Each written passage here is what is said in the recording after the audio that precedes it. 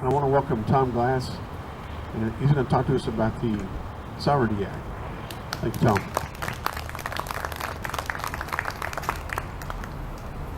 Hello. I wanted to do something that most federal judges don't do and most attorneys who practice in their courts don't do. I'd like to read to you from the United States Constitution. This is in Article 1, Section 8, where it says what the federal government can do with land. It says the Congress can exercise exclusive legislation in all cases whatsoever over such district not exceeding 10 miles square. It may be the capital of the United States, and to exercise like authority over places purchased by the consent of the legislatures of the states, which shall be used for the erection of 1. Forts, 2. Magazines, that's, where you keep ammunition, arsenals, dockyards, and other needful buildings. Now, did you guys hear anything in that description about rivers?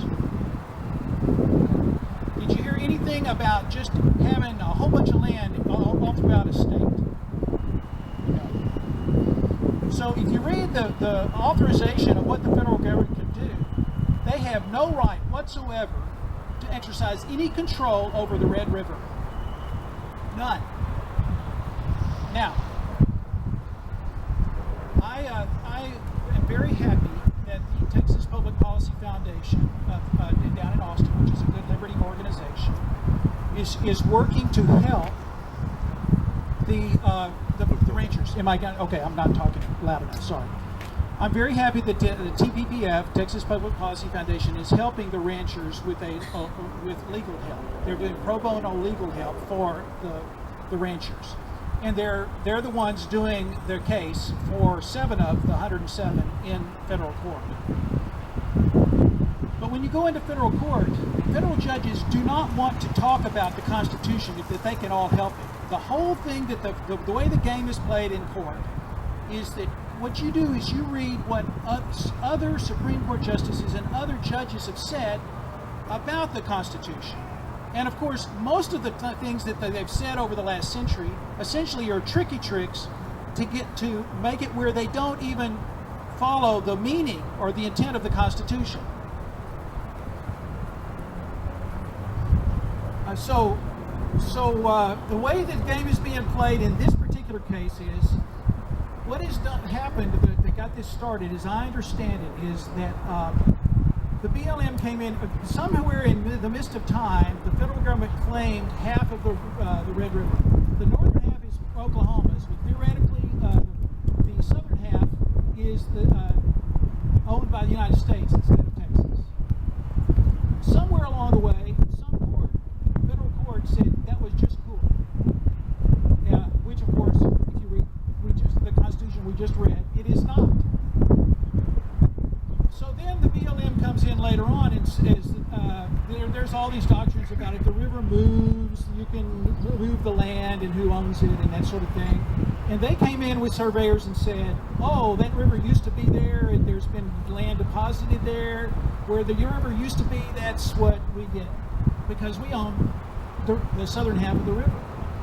Well, and so the way the lawyers are playing this game, and the way Mac Thornberry and the federal government is playing this game is, yes, we recognize that the federal government can own the Red River. We just want to argue about where the boundaries are. That's why Mac Thornberry is involved in doing the survey. They're just claiming that the survey is wrong, right? That's what they're arguing in court. They're not arguing the Constitution. But where I come from, I think when you're trying to solve a problem, you ought to go to the root cause of the problem.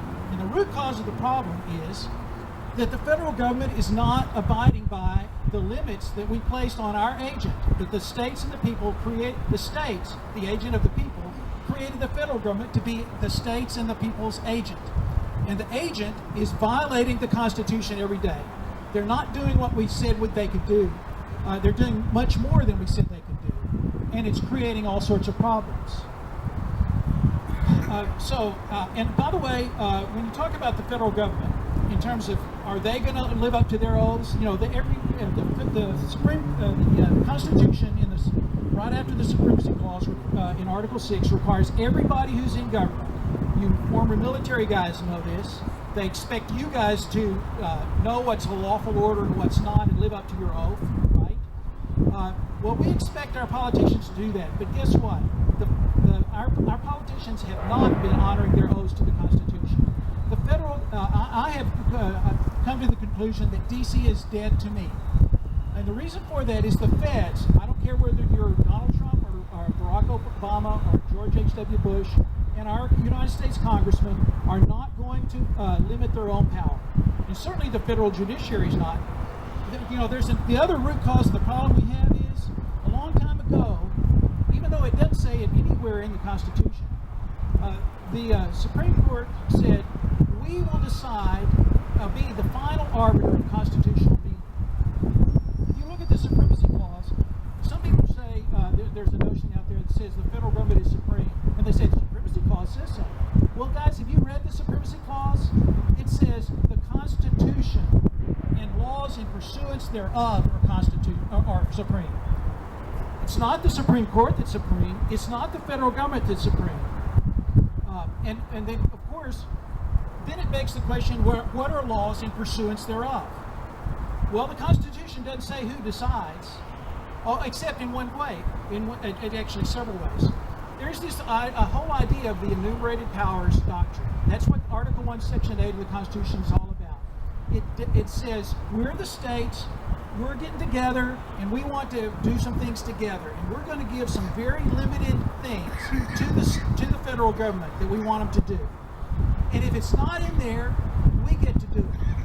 And then they came along later after the fact, and they created the Bill of Rights, and they added the 10th Amendment that says the powers not delegated to the federal government are reserved to the states respectively and to the people. Right? So if the Constitution has not delegated the power to be the final arbiter of constitutional meaning, and it has not, then we, the people and the state of Texas, respectively means individually, unilaterally, all by ourselves, the Lone Star State can all alone judge the constitutionality of what the federal government is doing. And we should. Yes, I agree, we should. And that's the solution, in my opinion, to these ranchers' problems. With the Texas Constitutional Enforcement Group, of which I started, and we now have 600 people who joined us on Facebook, this group has the background picture of the guys at Goliad being massacred. And we say in that picture, suing in federal court is the Goliad approach to fighting for liberty. You surrender the decision about your fate to the very tyrant you're fighting, and then you get massacred. Right? It is an ineffective way to fight for liberty. I'm glad somebody's trying to stand up for those ranchers, but I like Jeff, I'm not certain that we're going to have a good result there. In fact, I think the odds are that we won't. And even if they get the good result, the root cause of the problem, of the BLM existing, of the fact that they claim that they own part of Texas, which they do not under their Constitution, is still there, and we're still going to have to fight it. So winning in federal court will, even if we win, there will not be a true victory. By the way, and of course that has been our Attorney General and our Governor's approach, sue at federal court. Our former governor, when he was Attorney General, our Governor now, who's former Attorney General, said, I go to work, I sue the federal government, and I go home. Not an effective strategy. But by the way, the Governor has a new strategy to protect our liberty. He's got an idea that is, instead of relying on Texans individually, unilaterally, respectively, to stop the federal government, he thinks we should create a Rube Goldberg device. It's called a Convention of States. And that convention, here's the way it works. If we want to save the guys in the Red River, and the federal government is messing with them, here's what we ought to do. Let's get 33 other states along with us to call a convention. We'll We'll wait several years, 3, 5 years on that. Then we'll have the convention. Now, I don't know what they're going to do in the convention that's going to solve this problem. I know the governor has proposed that if a supermajority of the states declare an act of the federal government to be unconstitutional, that they have to stop. Okay, so let's see. So if we get that amendment, then it has to go to 38 states to get ratified. Another 3, 5 years. How long is that going to take? Okay, and then if we get that amendment, guess what we have to do? We have to start the process just for the BLM and the Red River situation, all alone by itself. We have to go start working to get that supermajority, whatever it is, 2/3, 34, whatever, 34 states, again, to say that the BLM is doing it wrong, right? How do you think that's going to play out? Do you think that's going to work? I don't think so. I think that is distraction. And the thing is, I heard the governor the other day on Glenn Beck say, we just want to make it where we can enforce the 10th, to change the 10th Amendment to say we can enforce it. Okay? Guys, read the 10th Amendment. It says if we haven't given it to the federal government, we, the state of Texas, and we, the people of Texas, reserve the right to do it. Has the Constitution appointed or delegated the power of enforcing the Constitution to the federal government? No. Who has it then under the 10th Amendment? We do. We do. Some people have said, Tom, are you talking about civil disobedience? Tommy Attaway, he's talking about civil disobedience. No. Folks, the people who are being disobedient are to the supreme law of the land, to the Constitution, are the feds. If somebody says you're being disobedient, that means they are your master and you are the servant. Folks, that's not the way it is. The states created the federal government. We, the people in the state of Texas, are the master of the federal government. And they are being disobedient to us. We need to enforce it. So, that's the idea. So how does that happen? How do you enforce the Constitution? Well, first off, there's two pieces to it. One is, when the federal government is engaging in an act that's unconstitutional, it is very important from a PR perspective to actually call them out on it.